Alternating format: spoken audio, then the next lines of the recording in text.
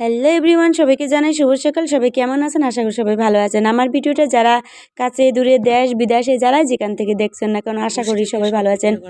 আল্লাহর অশেষ রহমতে আমি অনেকটাই ভালো আছি।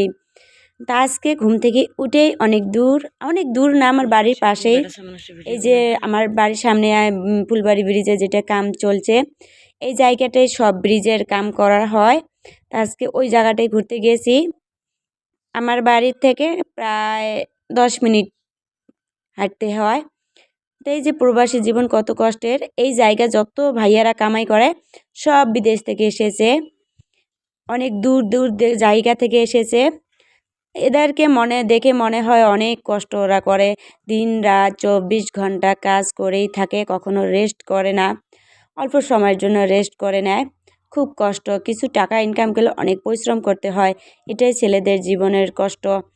যখন থেকেই না ওরা সাবালক হয় তখন থেকে বাবা মার দায়িত্ব নিয়ে নেয়। আর যখন ওরা দেখবেন বয়সুক্ত হয়ে যায়, বিয়ের বয়স হয়ে যায়, যখন বিয়ে করে তখন ওনাদের ভার তো আরও অনেক বড় হয়ে যায়। তো ওনাদের জীবনটা এভাবে পরিশ্রম করতেই জীবনটা কেটে দিতে হয়। কখনো ওরা শান্তিতেই ভালোভাবে খেতেও পারে না, কি করতেও পারে না, শান্তিভাবে কয়েকটা দিন বাড়িতে বসতে পারে না। ওনাদের জীবনটা আসলে অনেক কষ্টের হয়। আমরা মেয়েরা হয়তো বাবার বাড়িতে যতদিন আমাদের বিয়ে না হয় ততদিন আমরা অনেক শান্তিভাবে দিন কাটিয়ে দেই, যেটা ফুর্তি করতে আমাদের অনেক ফুর্তি করে নেই। কিন্তু ছেলেদের ক্ষেত্রে তেমন হয় না, ছেলেরা অনেক পরিশ্রমী হয়। ওরা না খুব পরিশ্রম করে, তারা জীবন নিজের ভার অন্যদেরকে আসলে নিয়ে যেতে হয়, সব সময় নেয়। ওদেরকে আসলে ছেলুট জানা লাগে, কারণ ওরা সব সময় সবার ফ্যামিলির সব সময় পাশে থাকে, সব সময় নিজের ভার মাথার উপরে নিয়ে নেয়। তারপর আমি রান্না করে নিলাম, আজকে রান্না করব ব্রয়লার মাংস রান্না।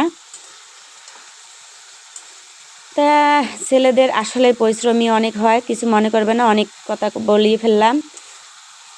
আরও একটা ভিডিওর কথা কিছু বলে দেই, যারা ভিডিও করেন বা অনেকে হয়তো ভাবতে পারে আমরা হয়তো গ্রামেই থাকি, গ্রামের লোকরা অত শিক্ষিত না, কিন্তু শিক্ষিতর আলোটা দেখবেন প্রত্যেকটা গ্রামের প্রত্যেকটা জায়গায় পৃথিবীর হরেক কোনায় কোনায় পৌঁছে গেছে, কারণ সবাই বর্তমান শিক্ষিতর আলো বাচ্চাদেরকে বা নিজেরাই কিছু শিখতে চায়।